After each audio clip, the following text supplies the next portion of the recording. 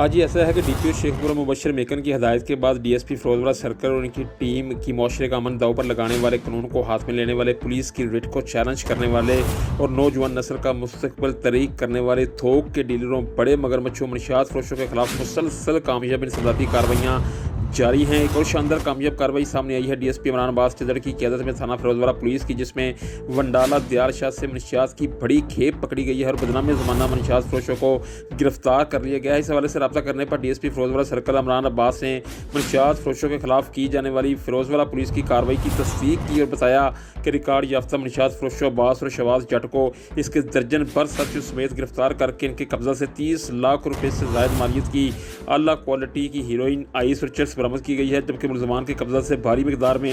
असलहा, गोलियां और लाख रुपये नकदी भी बरामद कर ली गई है। मुलजमान कबल अजीम भी मनशियात फरोशी में जेल जा चुके हैं। चूँकि डीएसपी फिरोजपुर सर्कल इमरान अब्बास के जुर्माई पेशा नज़र खसूसन मनशियात फरोशों के खिलाफ यक्के बाद दीगरे सख्त कार्रवाइयाँ जारी हैं और इस ज़िम्मन में अब तक सैकड़ों मनशियात फरोश पाबंदे सलासल हो चुके हैं, जिस पर फिरोजपुर सर्कल के मकीनों ने डीएसपी इमरान अब्बास चिदड़ और उनकी टीम की काविशों को बेहद सराहा है और डीपीओ मुबशर मेकन का शुक्रिया अदा किया।